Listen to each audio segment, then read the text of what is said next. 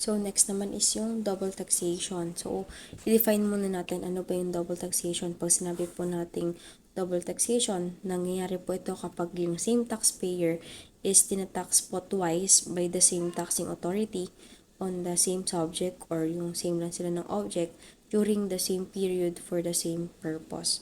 So, yun po yung mga same dyan. So, kailangan nating alamin ano ba yung mga same na yan. So, una, yung primary element. Ano po yung primary element? Ito po yung same object. Pag sinabi po nating same object, ini-impose po yung tax exactly on the same thing. Magkamukha lang sila ng object. So, for example, itinax na nga po yung income, tapos itatax ulit yung income. So, same sila ng object. So, yun lang naman siya. Same object. Kumbaga, halimbawa, kung tinatax yung sales mo, tapos tax na ulit yung sales mo, ganun. Same lang ng kumbaga, same lang ng base, ng tax base. So, second, yung secondary element. Pag sinabi po nating secondary elements, ito po yung, andyan yung same type ng tax. Pag sinabi natin same type of tax, kailangan, kung income tax siya, parehong income tax yung inimpose. Hindi po pwede na yung inimpose is income tax sa sales mo, tapos nag-impose ulit ng VAT sa sales mo. So, magkaiba po yun kasi magkaiba silang type ng tax. Okay po? So, hindi po siya double taxation or hindi siya hindi siya magiging direct. Okay? Then, yung letter B is yung same purpose of tax. Ibig sabihin, ano ba yung purpose kung bakit ka inimposan ng tax? Una-una, halimbawa, kung ang purpose ba is para makaraise ng revenue yung government, o kaya baka naman inimpose yan dahil sa police power para ma-regulate po yung conduct mo, ganyan. So, depende po sa purpose. Pero usually, same lang naman kasi siya. Then, yung letter C is yung taxing jurisdiction. Pag sinabi po nating taxing jurisdiction, yung ini-impose ba dito is yung nag-impose ba is sino. So, pag sinabing taxing jurisdiction, pwedeng si national or si LGU. Kasi kung sakaling tinax ka ng national sa sales mo, tapos tinax ka ni city government or ni LGU doon sa sales, sa same sales lang din, so hindi po siya same kasi nga magkaiba sila ng jurisdiction. Ulitin ko po, magkaiba po ng jurisdiction ng national saka po LGU. Ayan, sabi nga dyan, note, national and LGU is viewed differently kasi may sarili-sarili silang parang may sarili silang different sila sa isa't isa. Kasi kung ganito po yun, kapag hindi po itinax ng national, ang magdatax po ay yung LGU. Ganun yung usual. Pero minsan din naman, may mga instances din na nagiging same. Pero, bawal ngayon talaga. Hindi naman siya totally bawal, pero, din-discourage ganun. So, letter D, yung sinasabi dito, yung same tax period. Pag sinabing same tax period, ito po yung ini-imposean is yung same lang ng taon. Halimbawa, ngayong 2026, itinaksa na itong 2026 ko, tapos nataksa na namin yung 2026 ko. So, same sila ng tax period. So, ayan, makita mo dito, ano yung example natin. Yung tax daw po sa Carabao and baboy, kahit na same sila na animal, different pa rin silang object. Kasi nga isa Carabao, yung isa pig. Tapos second naman yung tax on sales and net income, tamang same po sila na related sa business pero different sila ng object kasi po sabi natin yung sales yun po yung total mo, yun yung gross mo, samantalang net income net na siya, so siya yung bottom figure. Then yung pangatong example dyan is yung tax on fish pond and fishing. Ano po yung difference ng fish pond sa fishing? Kapag po sinabi natin fish pond, ito po yung nag-aalaga tayo ng mga fingerlings, nag-aalaga tayo ng maliliit na isda. Samantalang yung fishing, ito yung wala tayo inaalagaan, basta nangingisda lang tayo, halimbawa sa dagat, ganyan. So, walang biological activity na nagpapalaki ka. So, yun lang naman. So, ano yung types ng double taxation? Meron po tayong dalawang types ng double taxation. Una na dyan is yung direct double taxation. Pag sinabi po nating direct, ito po yung lahat po ng primary saka yung secondary is nag-exist. Ibig sabihin, lahat sila same. Kapag naman po sinabi natin indirect, andun pa rin po yung primary. So, makita nyo po dyan, kailangan talaga nag-exist yung parehong primary. Then, either po sa secondary is nag-exist din. So, ganun. Either lang, kumbaga, yung sa apat na secondary natin, merong kahit either lang doon sa secondary, hindi sila lahat nag-exist na sabay-sabay na apat. Okay? So, i-define natin ano yung direct double taxation. Isa pa pala, kailangan pa natin i-consider, alalahanin, pag po direct double taxation, dinidiscourage lang po siya. Ibig sabihin, wala pong nakalagay na mandato sa konstitusyon o wala pong express prohibition na sinabi sa konstitusyon na bawal po ang direct double taxation. Dinidiscourage lang siya kasi syempre oppressive naman siya, kawawa naman yung taxpayer. So kapag naman indirect, allowed po siya, and ang nangyayari nga dyan talaga, ganyan talaga yung, kumbaga, usual yan. Kasi nga, halimbawa, yung national, tinatax na ni national, tatax pa ni LGU, ganun. So, ayun, wag nyo munang dibdibin yan. Kasi, basta tandaan nyo lang kung ano yung pagkakaiba nilang dalawa. Hindi naman yan matanong, and basta naiintindihan mo kung ano yung difference nilang dalawa, kayang-kaya mo na yung income tax. So, wag nyo munang dibdibin. Please lang. Kasi pag nag-overthink kayo sa mga bagay-bagay, mas mahihirapan kayo. So, define natin pag sinabi nating direct, ito may example tayo dito, meron ka na daw 10%, meron ka ng 10% doon sa may monthly sales mo, tapos may 2% pa sa may annual sales mo. Ang sinasabi dito ay same sila. Yung total lang din daw nitong mga monthly mo, yun lang din naman yun. So, same. Paano same po? Same lang sila ng object kasi yung sales lang din naman. And purpose, yung type ng tax, same lang naman sila ng income tax, nakalagay naman dyan. Ayan, income tax. Same lang sila ng purpose para i-tax po yung sales mo, makapag-earn ng revenue. Tapos, yung taxing jurisdiction. So, pag silent po, same yan. So, next naman is yung, pag kasi silent, usually national yan. And kung silent yan, so, malamang sa malamang, parehong national ang naging post niyan. So, ganoon lang naman. So, ulit-ulit lang. Then, sabi dito, may 5% dito sa letter B mo, may 5% ka ng tax kapag sa may bank reserve deficiency. Kapag sinabi po kasi nating bank reserve deficiency, ito po yung bumababa po yung yung reserve po ng bangko, yung maintaining nila. Kapag po bumaba, meron silang 5% tax, tapos may another pang 1% na penalty per day dahil nga dun sa reserve deficiency. So, same purpose, ganyan. So, ulit-ulit lang. Yun lang din naman yung dahilan kung bakit ka nagkaroon ng 5% tax tapos meron ka pang 1% penalty. So, same lang sila. Yun, kumbaga, double taxation talaga yung nangyayari. Next naman is yung indirect double taxation. Pag po indirect, sabi ko nga may at least one na nawawala dito sa may secondary element. Ito po sa apat na to. Yan, may nawawala dyan. So, kung sakaling may nawawala dyan, yan po yung indirect. So, example, national government, nag-levies daw siya ng business tax, tapos si local government, nag-levies din ng business tax, so magkaiba silang jurisdiction. So, pangalawa, the national government, nag-collect daw ng income tax kay taxpayer, dahil sa income niya, tapos si national daw, yun, so mukha lang naman.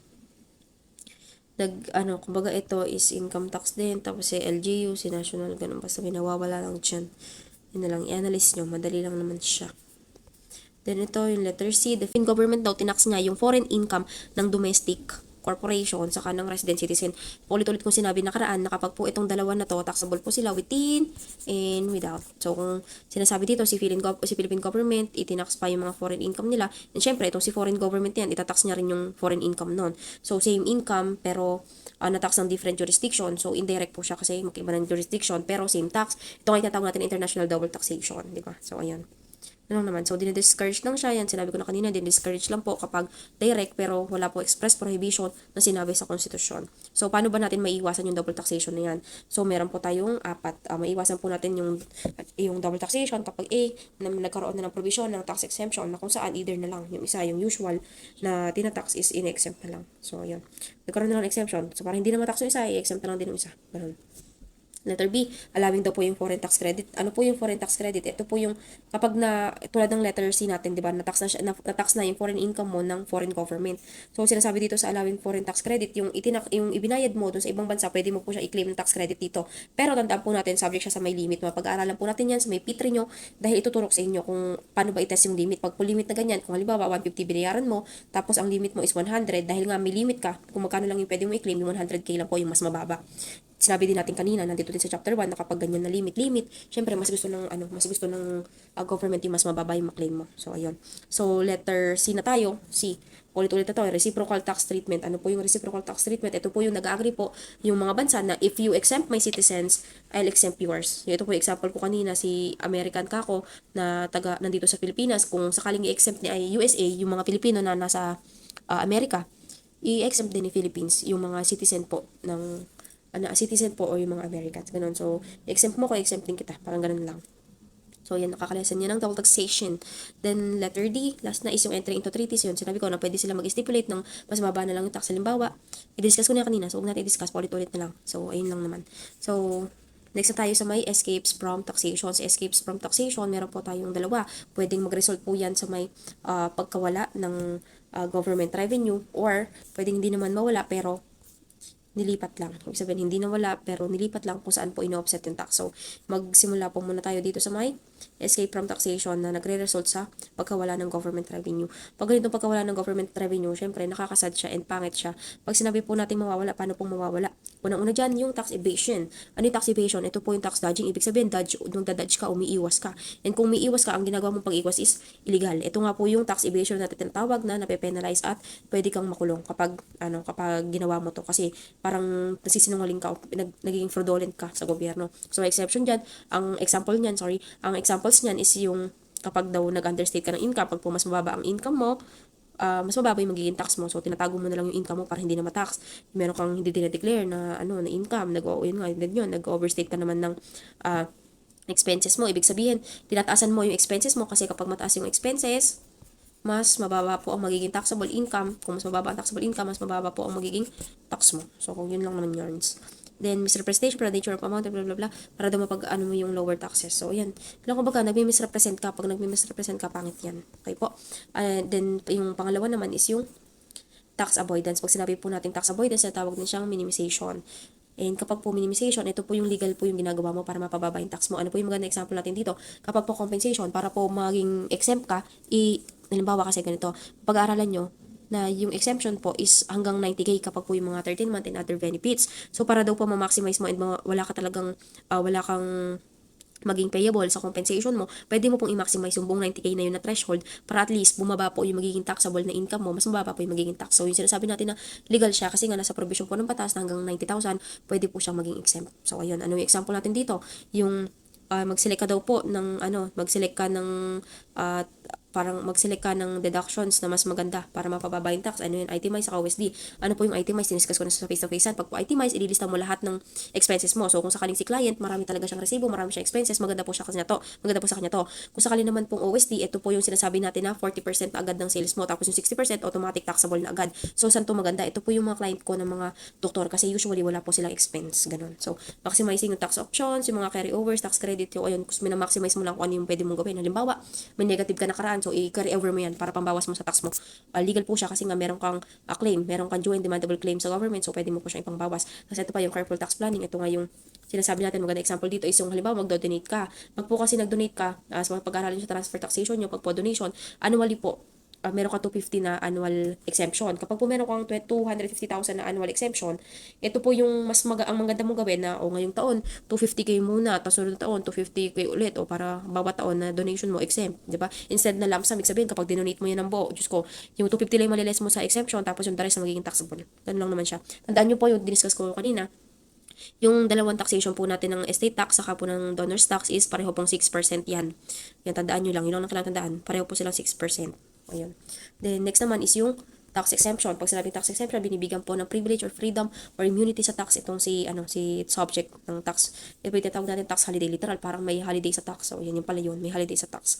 So, dito sa pagdidiscuss po ng holiday, tandaan lang po natin na lahat po ng forms ng exception ay pwede pong i-revoke ng Congress kasi sila lang din naman po yung nag-provide ng exception mo. Ano po yung mga exempt doon? Ang exempt po doon is yung mag-grant po ng konstitusyon and yung nasa kontrata. Kasi nga po, sabi po natin, ito po kasi mga ginawa po na to ng Congress, yung po yung tinatawag natin na law.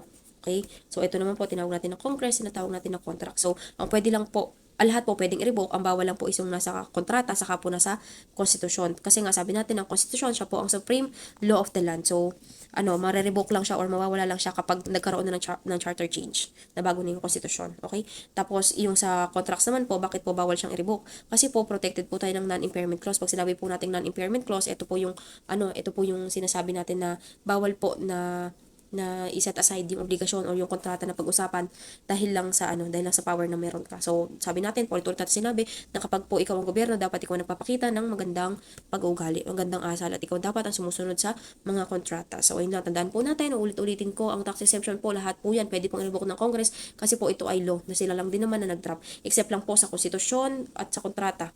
Okay? So, yun lang. So, ayun, yari na po tayo sa mga escapes. So, mag-quick recap lang tayo pag sinabi po nating escapes. Ito po yung available na gawin ni taxpayer para po mabawasan or ma-avoid po talaga yung impact or yung magbayad sila ng tax. So, una dyan, sabi natin, meron tayong dalawa kasi. Na una, pwedeng mag-result ng mawalan ng government revenue. Yung isa naman, pwedeng hindi naman maapektuhan pero may iba lang yung may burden o iba yung nagbabayad. So, dito sa may na nawawalan ng government revenue, andyan yung tax evasion. Pag sinabing evasion, nag-evade sila ng tax. So, gumagamit sila ng illegal means para mabawasan or ma-avoid yung pagbabayad ng tax nila. Yung avoidance naman, ito yung kabaliktaran ng evasion. Kasi po, pag avoidance, minimize mo lang po yung tax. So, ang ginagawa mo dito is nagkakaroon ka ng careful planning, ganyan. Ang ginagawa mo is legal and permissible means. Kumbaga, hindi naman siya against sa batas. Then, yung pangatlo is yung tax exemption. Pag sinabi natin tax exemption, ito yung binibigyan mo ng privilege, yung taxpayer na hindi magbayad ng tax. So, tandaan lang din natin dito, meron na tayong nakasulat dito, taxation is the rule, exemption is the exception. So, ganito yan, parang sinasabi lang, ang general rule ay tax laws. Ganun. Tax laws, so pakasulat ko, tax laws, pero exemption is yung exception. Exception is the exemption. So, ganun lang. Okay? So, ganun lang siya kasimple. So, dito tayo sa pangalawa. Yung pangalawa, sabi natin, ito yung nangyayari na escape na nag-iiba yung nag-shoulder ng tax pero hindi pa rin nawawala yung collection or meron pa rin nakokolekta si gobyerno. So, nandyan yung una, yung shifting. Pag sinabi natin shifting, yung shift or tina-transfer natin yung tax burden sa ibang taxpayer. Andyan nga yung pinaka-usual natin na shifting. Letter A is yung forward. Pag sinabi po natin yung forward, ito yung typical na si manufacturer, ita-transfer kay wholesaler yung pagbabayad. Or kaya naman, itong si retailer, ita-transfer kay consumer yung pagbabayad. So, ano yung usual na ginagawa dyan? Yung mga add-up na taxes po na dapat bayaran ng seller ay tinatransfer kay consumer. So, for example, bumibili ka ng fuel. So, yung si fuel, ang ano po niyan, kapag binenta sa'yo, syempre, nandyan yung cost. Tapos, nandyan din yun yung mga additional taxes. Ano yung mga example ng additional taxes mo? Meron ka halimbawang VAT, tapos syempre meron ka pa ring excise tax. Excise tax po kasi is ini-impose sa mga sin products, ganyan, yung mga pangit sa kalusugan, yung masyadong maluhong pamumuhay, ganyan. Kaya nga sabi ko, diba, pag nagparitoke ka, meron din yung excise tax. So, etong VAT and excise tax is excise tax na to, transfer to sa may consumer tapos siya yung magbabayad kasi nga pag pa-forward po yung transfer. Ayan, forward, tandaan lang po natin, forward. Kung si forward, kung papaharap, syempre pag retailer, sinibibenta niya si consumer, ganun yung, kumbaga, ganun yung flow ng distribution, ganun lang naman siya. So, pangalawa is yung backward shifting. Pag sinabi po natin backward shifting, kabaliktaran po siya ng forward shifting kasi pabaliktad siya. So, ano yung usual po ng mga binibili na sa mga commodities, bakit nagkakaroon ng backward shifting? Ang madalas po na binibili ay nandito ay nakalagay mga non-essential commodities. Kapag po kasi non-essential commodities, ito po yung hindi naman typical na binibili and hindi usual or hindi siya typical na binibili ng mga consumer. So, kung hindi siya typical na binibili ng consumer, mas mataas po yung power ni buyer kasi nga parang siya yung parang nakadepende sa kanya kung gusto niya bumili. Kung hindi kayo magkasundo, hindi siya bibili kasi hindi naman niya ang kailangan. Kumbaga, somehow, hindi rin niya ang kawalan, ganun. So, kapag po ganito kasi yung mga commodities, si buyer po, meron po siyang somehow, meron siyang power talaga na makapag-bargain, ganun. At isa na nga dyan is yung pwede siya makipag-bargain ng mga pagka-transfer ng tax, halip na yung typical na forward transfer na kung saan siya yung magbabayad, papabayaran niya yun kay. So, ayun, na wala po yung nire-record ko. So, yun nga, kapag backward shifting, ito yung mga non-essential commodities. Hindi mga commodities na na mga madaming substitute. Kapag kasi maraming substitute yung products, na pag-aralan nyo yan sa first year nyo, pag po maraming substitute yung product, somehow, mas may power talaga si consumer kasi kapag ayaw niya or hindi kayo nagkasundo sa may bentahan nyo, pwede siyang hindi bumili sa'yo and marami siyang mahanap na iba na lang. So, ganun po yun. So, pag po backward shifting, kabaliktad siya ng forward. So, for example, si consumer, sa halip na si consumer po ang magbayad, si retailer po ang nagbabayad. Ganun. So, si wholesaler siya po ang nagbabayad sa halip na si manufacturer po ang nagbabayad sa halip na si wholesaler. So, ganun lang siya. Kabaliktaran lang din ng forward. So, ganun lang po. So, next naman is onward shifting. Pag sinabi natin onward shifting, ito yung parang somehow kombinasyon nila na nangyayari lang naman in between. Kapag po kasi onward, ito po yung burden na nasi-shift at any stage of distribution. Pero hindi po siya necessarily na directly na agad kay final customer. So, ganun lang. So, hindi naman tumalabas kasi maano yan eh. Hindi yan ganun na distinguishable. So, ayan. Then, pangalawa naman, after ng shifting natin is yung Capitalization. Ano po yung capitalization? Ito po yung nag-adjust po yung value ng asset depende po sa tax rate. Kumbaga, kung sakali po na mataas po yung tax, so ganito na lang, magbigay tayo ng example. So, ang example po natin is yung mining. Di ba po kapag nagmimina tayo, meron po tayong ine-expect doon na ine-expect po tayo na benefit or mga mineral reserve na makukuha. So, for example, yung price po ng mineral reserve is yung price and yung dami ng mineral reserve is mas madami. So, possible na mas marami ka rin kitain. Kaso kapag po yung value ng mining is subject na siya sa sa may mas mataas na tax, so mas bababa po yung magiging kumbaga parang ROI mo dun sa may reserves na yun. So for example, ang sinasabi natin dito sa capitalization na to, nag-adjust po yung value ng asset depende sa tax. So for example, mataas po yung tax. So kung sakali pong mataas po yung tax natin, mataas po yung tax natin, mas mababa po yung halaga po ng asset kasi nga yung mas magiging ROI mo or yung magiging net income mo doon ay mas bababa. Yan nga ako saka kung alam kasi nila na mataas yung tax, syempre bababa yung net income, so mababa yung value ng asset kasi nga halos maliit lang yung magiging net benefit nila doon. Kasi nga mas mataas ang tax, mas maliit yung income mo. Ganun. So ano pa isang example natin sa may update sa SIME pa. So ito yung sa may PSE na kung saan yung 60%,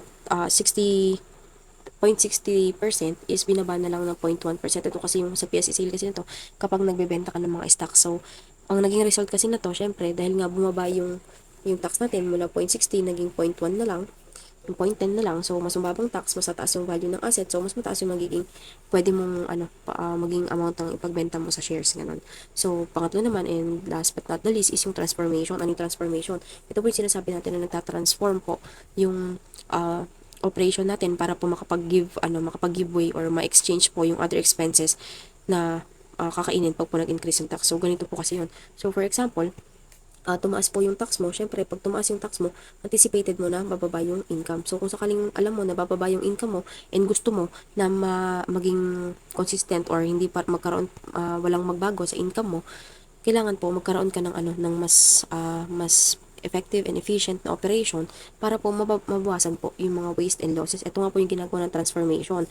Si taxpayer po, nagiging efficient siya kasi nag-save po siya para po ma-absorb niya yung increase sa may tax habang wala nagbabago po sa may income niya. So, halimbawa, so ayan, nakalagay nga dyan, pag kailangan po niyang pababain yung expense niya, pababain niya yung mga other expenses niya para makapag-create ng savings. And then yung savings na yun, yan yung ipang-offset niya or ipang-compensate niya sa additional tax na may impose. So, dito po sa transformation, ito yung sinabi ko na mas nagiging efficient kasi nga para wala nga pa rin net effect sa may net income after tax mo, kailangan mong babaan yung expense mo para mag-offset-offset lang sila and makapag-giveaway sa amount ng taxes. So, ganun lang naman po yun. Kumbaga, tinatransform mo lang yung other expenses mo into savings para yung na-convert mo na expenses into savings, siya naman yung mag-absorb dun sa additional tax imposition. So, ganun lang naman po siya kasimple.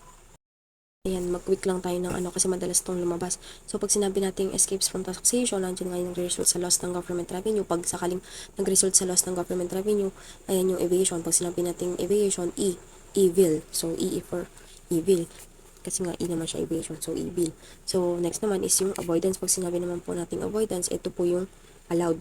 Kumbaga, A for allowed. Bakit allowed? Kasi nga, ang ginagamit mo dito ay legal means. Okay po. Pag sinabi naman po nating exemption, ang palatandaan natin dyan sa E ay excused by law. Kumbaga, ginrantan sila ng freedom na hindi mo na magbayad ng tax. So, ganun lang naman yan. Then, kapag naman shifting, dahil nga S siya, so shifting, so someone else pay. Iba naman yung, kasi transfer mo yung tax burden, ganun lang siya. Then, capitalization naman, dahil C siya, ito yung change in, ayan, sa change in asset value. Ayan, asset value. Ayan, asset value. Ayan, so, C for change. Ayan, change. Okay, ito yung change. Ito yung C. Okay, S, dahil nga someone else pay. Okay po, pag naman po transformation, ito po yung sabi nating T. Bakit T? Kasi po, nagkakaroon ng trim expenses to absorb tax. So, ayun, maganda lang siyang mnemonics para po mas maintindihan and maalala po natin. Okay po? So, yun lang po. So, i-discuss na natin yung kasunod ng very quick lang. Ito na yung last topic ng chapter 1. Nakakainis lang kasi nag-record na ako kagabi para tapos na ako chapter 1 na wala pa. So, again, ito na yung comparison ng tax amnesty saka tax condonation. So, yung libro po kasi natin medyo naguguluhan ako sa libro. So, dito tayo sa may notes na ginamit ko nung for exam. Medyo kasi siya. Somehow Mas maganda yung may comparison ka. So, pag sinabi po natin tax amnesty, ito po yung general pardon. So, paano po ba kasi yung general pardon? So, ayun yung general pardon. Pag po general pardon, general. So, lahat po, everyone who belongs to the class specified na nakalagay doon sa may tax amnesty. So, for example, kung para lang siya sa mga micro taxpayer, para lang sa small taxpayer, ganun lang. Pag naman po specific pardon, yung nandito sa may condonation natin, para lang po siya sa particular na taxpayer. So, pag paano particular taxpayer, may specific na taxpayer. So, for example, sabi natin si GOCC is taxable po siya. Kahit na po may-ari siya ng government, yung Government Owned and Control Corporation, pwede po nang bigyan ng condonation. Bakit po? Halimbawa, para sa public interest yung ginagawa niya, ganun. Okay naman, halimbawa yung GOCC niyan, medyo tatagain na ng presyo si consumer kapag hindi pa nila kinondon kasi sisingilin yun sa taxpayer, ganun. So, kumbaga public interest. Next naman is yung group. Pag sinabi po natin group, merong specific lang na group ng taxpayer. So, for example, specific group ng taxpayer is yung group ng mga farmers, ganyan. Yung mga farmers ay yung mga may-ari halimbawa ng lupa, ganun. So, may specific lang. Walang class. May specific lang na pardon. So, ano yung magandang example natin dito? So, magandang example natin is buksan natin yung amnesty. Ito yung RR4-2026. So, ito, ano naman dito, about lang siya sa micro taxpayer kasi general pardon nga siya. Lahat po nandun sa specific na class na yun is pwede pong mabigyan ng amnesty. So, yan nga, tulad yan, class ng micro taxpayer. So, ayun. So, ito lang naman yung RR4 2026. Ito yung ginagawa na magbabayad ka lang ng 5,000 tapos lahat na ng delinquent accounts mo, assessment, mga stockpilers cases, yung mga stockpiler cases kasi na to, ito yung mga indicted na, kumbaga naipa-indate na dun sa may BIR pero hindi pa close. Kumbaga, notify na si BIR na wala ng operation, ganun. So, parang as if no need na mag-file. So, itong RR na to covers yung December 31, 2025 na mga liabilities mo, ganyan. Including pa yung criminal violation. Yun. So, basta may threshold lang siya na 80,000 in a year. Yung basic mo. So, ayun nga. Then, next naman yung condonation. Paano naman sinasabi natin na condonation na specific lang na specific lang na yan. Pag condonation po, specific lang na taxpayer. So, dito, yung mga specific natin dito is yung mga real property owners ng Nueva Ecija. So, ang title po kasi nito is yung ordinance po ito. Ordinance na ipinasa yung 68 Series 2020. So, makikita nyo po dito, Sanggunian yan. Tandaan nyo, Sanggunian, Sanggunian, kung anong basa gusto nyo. Sabi ko po nakaraan, kapag po Congress, nasa Congress, ang legislative po ng National is Congress. Kapag naman po LGU, ang legislative po ng LGU is yung Sanggunian. So, ayun. So, ito lang naman. Nung nagkaroon ng pandemic, ayan, nagbigay ng programa para makondone or makancel. Ayun. Condonation, cancellation, and waiver ng penalties, interest, saka surcharge ng mga delinquent na real property taxes. Kasi syempre, medyo burdensome na yung pandemic. Tapos, hindi na talaga ganun ka-advisable or hindi na kaganda na itatax mo pa ng malaki. So, ganun lang naman siya. So, dito naman sa tax amnesty din, retrospective daw siya. Dito naman sa condonation, prospective. Bakit po siya retrospective? Pag sinabi po nating retrospective, pino-forgive niyo po kasi yung mga past violations or yung mga past tax offenses. Kumbaga, kapag po kasi amnesty, ito po yung parang as if meron kang fresh start. Kumbaga, wipe out lahat ng obligation mo. Mapa-criminal man yan, mapa-civil, or administrative. Ano mo kasi difference yung tatlo na yan. Pag sinabi po nating criminal, ito po yung mga punishment na ibinibigay dahil merong tax crimes. So, ano yung mga pwedeng mangyari? Pwedeng magpaano ng fines or yung multa. Pwedeng ma-imprison ka, makulong ka, or pwede pareho. Ano po yun? Kapag naman po civil, ang civil naman po is tungkol po sa mismong unpaid mo. Unpaid na tax, unpaid na interest, surcharges, ganyan. So, civil lang siya.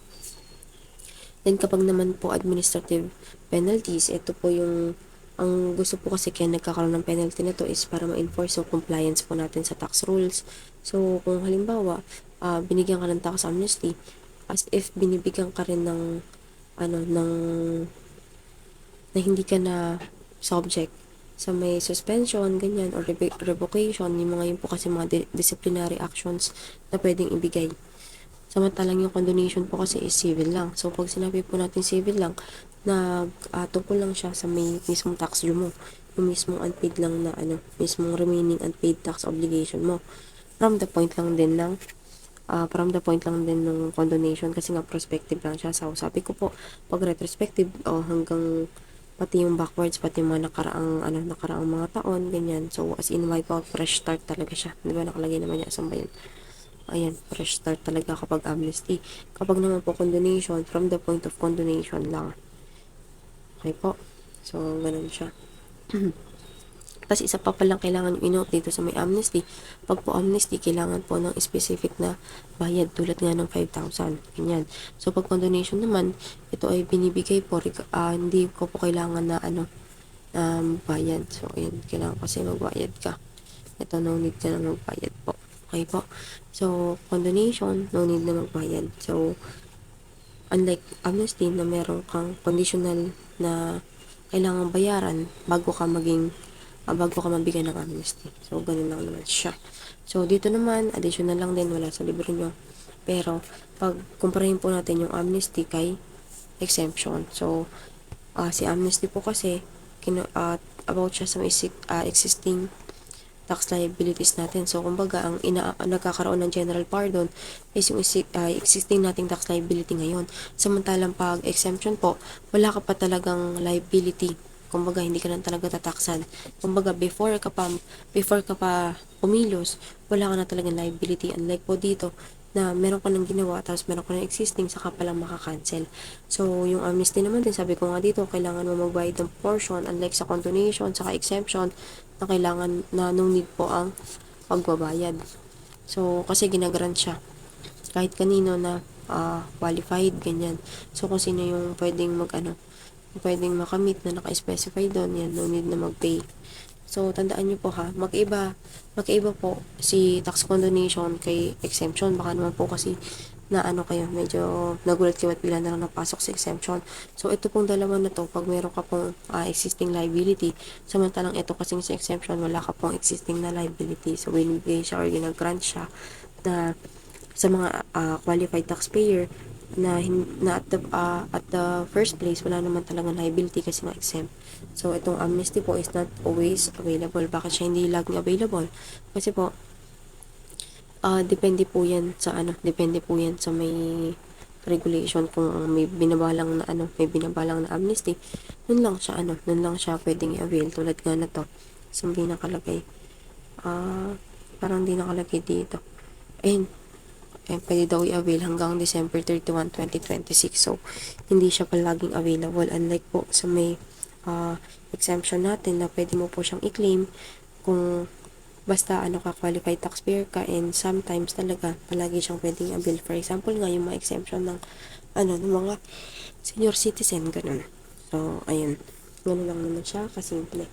So, basta tandaan nyo lang lahat ng comparison na sinabi ko kasi medyo nakakalito lang yung tax amnesty sa condonation, kaya nga gumamit tayo ng separate po na notes para ma-differentiate itong tax amnesty, tax condonation, saka yung tax exemption. So, sorry sa pagiging malat ko. Kasi malat talaga ako ngayon.